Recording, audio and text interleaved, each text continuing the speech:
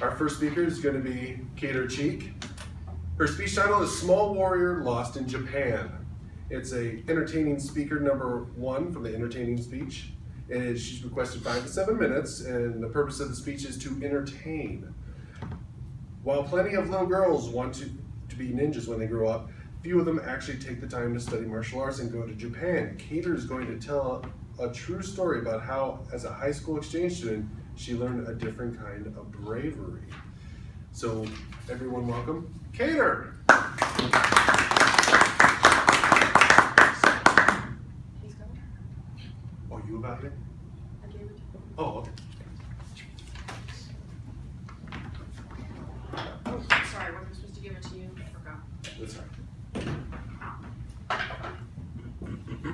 So when I was a 17-year-old, I wanted a scholarship to become an exchange student to Japan for 6 weeks. And my parents were terrified for me because I had never traveled by myself. And in fact, I knew very little about Japan, and what I did know was mostly wrong. Now, the first thing I'd hoped when I went to Japan is that for the first time in my life, I would be average to tall. This was a mistake because the stereotype that Japanese people are short is actually just a stereotype. And I went from front row of the group photo to still front row of the group photo, where I have remained the rest of my life. The other thing I learned about Japan is that in summer, when they have the end of their when they have the end of the school session, they say not what will you do on summer vacation, but what classes are you going to take on summer break? They don't do summer vacation, because if you were actually to take a vacation, you'd come back and find that you were months behind the rest of your peers who had been engaged in tutoring the whole summer. And since I was an exchange student, I got to go to school all summer long. Now, picture this. You have to wear a uniform. So I have navy blue Mary Janes, white socks that are supposedly knee-high but constantly fall down, a thick navy blue polyester skirt, which was just as hot and itchy as it sounds, and a short-sleeved white polyester shirt that maybe a stewardess would have worn circa 1983. To top it all off, I had a perm, because that was a style at the time, and the Japanese humidity made it into an afro. So I didn't even have killer style. Anyway, the nice thing about doing this is that I got to go to kendo class. And kendo is Japanese sword fighting. And it's not prissy like French sword fighting. And it's not like me swinging the sword in the front yard, which is what I had practiced at home. And it wasn't even kenjutsu, which I had done in my karate classes. This was actually hitting people with this bamboo sword called a shinai. And it's designed in such a way that it makes a very loud noise. It's great. To practice kendo, you wear armor. You have a headpiece with a metal frame to protect your face, with padded neck pieces. You have a padded jacket. On top of that, you have a breastplate.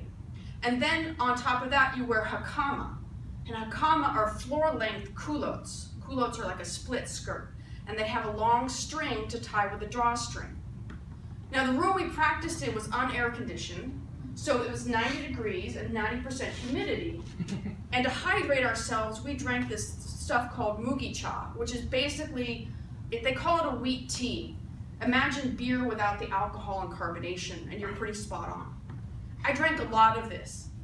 Unfortunately, what ended up happening is, as soon as I put the hakama on, I realized I had to go to the bathroom every time. So you have to put your shoes back on because you don't practice wearing shoes. And then you go to the bathroom, and then you put on bathroom shoes. And the reason why they have special bathroom shoes is because the bathroom floor is always wet. And these bathroom shoes are basically like flip-flops with stilts made of plastic. The floor is not just wet, it's dirty with something that might not be water, and it's not a sit toilet, it's a squat toilet.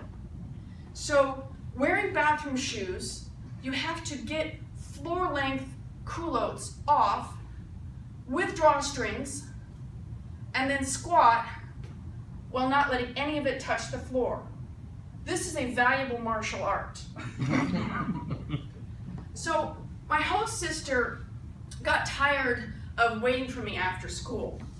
To get to school, we had to go through an arduous process.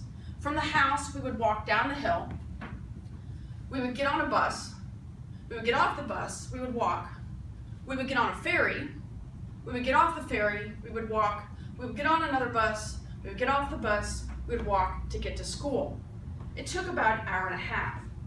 And she didn't want to have to wait for me to go to kendo class.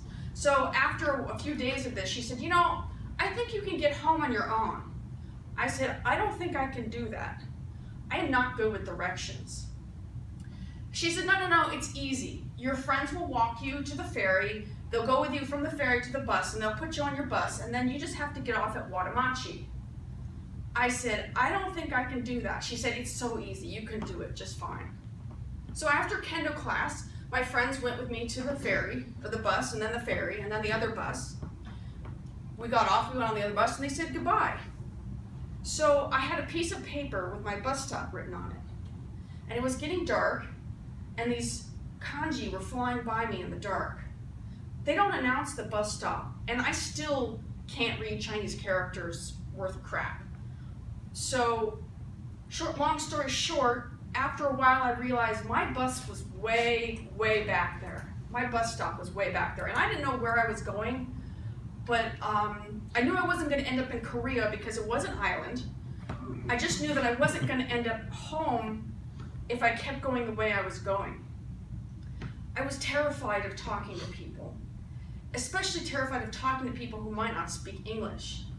But I saw a couple of high school girls, and I went up to them and I approached them and I showed them my bus stop and I asked them for help. Now, despite what you've seen in the movies, Japanese high school girls do not fight off armies, pilot giant mechas, or even pilot lions that are basically robots that make a bigger robot. They're actually quite shy as I was. And they're also easily intimidated. So it was good that the most non-threatening person in all of Japan was the one who was asking them for help. I had to summon up my bravery. This was the notice of the trip. I had to summon up my bravery and ask them for help. And because I wasn't frightening, and because I wasn't big, and because I looked like, oh, aren't you the cutest little thing? They actually helped me and they walked me all the way home.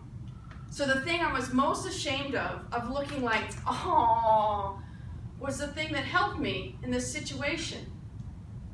And really, isn't a warrior spirit about having the bravery, not about being the strongest? Thank you.